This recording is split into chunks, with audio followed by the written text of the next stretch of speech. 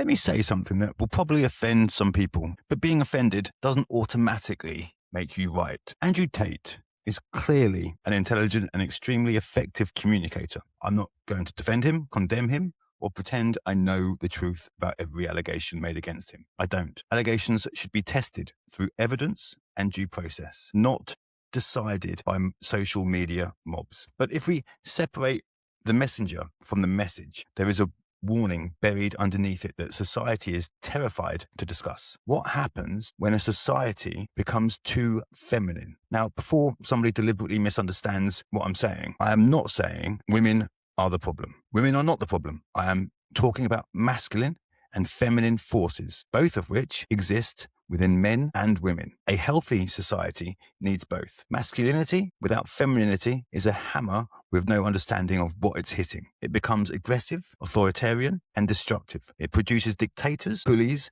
and men who mistake fear for respect. But femininity without masculinity is a hospital with no security guards. It wants to care for everybody, welcome everybody, and understand everybody. But it becomes incapable of removing the person threatening everyone inside. Compassion without boundaries is not kindness, it's surrender. A society without masculine boundaries is like a parent who never tells their child no. At first, the parent looks loving. They avoid arguments, provide constant reassurance, and allow the child to express themselves however they like. But eventually, they produce an adult who cannot tolerate frustration, rejection, criticism, or consequences. Then that adult enters the real world and discovers that their employer is not their therapist, their partner is not their emotional punch bag, and the law does not disappear because they feel misunderstood. What it is what we are creating emotionally validated adults who are psychologically unprepared for reality. We are building a society where feelings are increasingly treated as evidence. Disagreement is labeled as harm, and boundaries are described as oppression. A fire alarm does not become wrong because the noise it makes you anxious. That doesn't make it wrong. A speed limit does not become abusive because it prevents you from driving however you feel. And a locked front door is not hateful because it excludes people who have not been invited inside. Boundaries discriminate. That is their entire purpose. A filter discriminates between clean water and poison. A court discriminates between reliable evidence and unsupported allegations. A parent discriminates between behaviour that is acceptable and behaviour that is dangerous. Without discrimination of that kind, nothing remains safe. This is one of the responsibilities of a father. And yes, a mother too, not as much, but as a mother too. Parent must be capable of saying no. No, you cannot have everything you want. No, your emotions do not excuse your behavior. No, being upset does not give you the right to hurt somebody. No, the world will not rearrange itself every time you feel uncomfortable. That is not abuse, that is parenting. But modern culture often treats firm boundaries as cruelty while tolerating emotional manipulation in the name of compassion. We condemn the raised voice that says stop, yet ignore the quiet manipulation that made somebody finally shout. We examine the reaction under a microscope while treating the provocation as though it never happened. We tell men to express their feelings, then punish them when those feelings are unattractive, inconvenient, or insufficiently polished. Cry, but not too much. Be strong, but never intimidating. Lead, but never exercise authority. Protect, but do not assume anybody needs protecting. Provide, but do not expect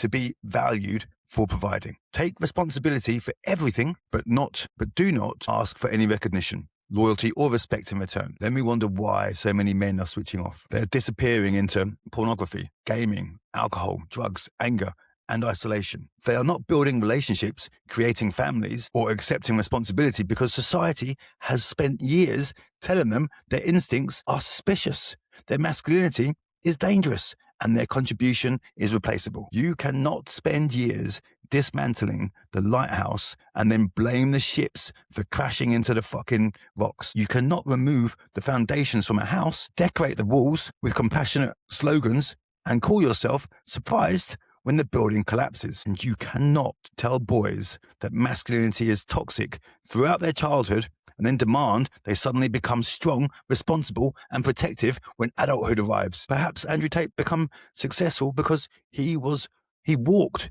into that vacuum society created. Young men were starving for direction. He offered them the map. They were told to apologize for occupying space. He told them to build themselves into somebody capable of commanding it. They were told that ambition was greed, strength was aggression, and confidence was arrogance. He told them discipline mattered, weakness had consequences, and nobody was coming to rescue them. You can criticize the map, you can challenge where it leads, you can condemn parts of the man holding it. You still have to acknowledge why millions of lost young men followed him, and still do. If respectable society refuses to speak honestly to young men, it should not be shocked when controversial men become their teachers. Nature hates a vacuum, and so does culture. 30 years ago, telling a man to become physically strong, financially responsible, and sexually disciplined, protective of his family, and accountable for his decisions would have sounded like an ordinary bit of advice. Today, though, some people hear the same message and call it radicalization. That tells us something has gone badly wrong. Masculinity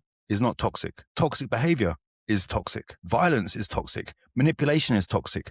Cowardice disguised as control is toxic. But courage, discipline, resilience, leadership, and responsibility are essential. A society dominated entirely by masculinity becomes a prison. A society dominated entirely by femininity becomes a nursery with no closing time, no rules, no responsible adult willing to take the sweets away. Neither works. And we're seeing that now. A healthy society needs the sword and the shield, the boundary and the embrace, the person prepared to comfort the frightened child and the person prepared to confront whatever frightened them. Sometimes that will be the woman.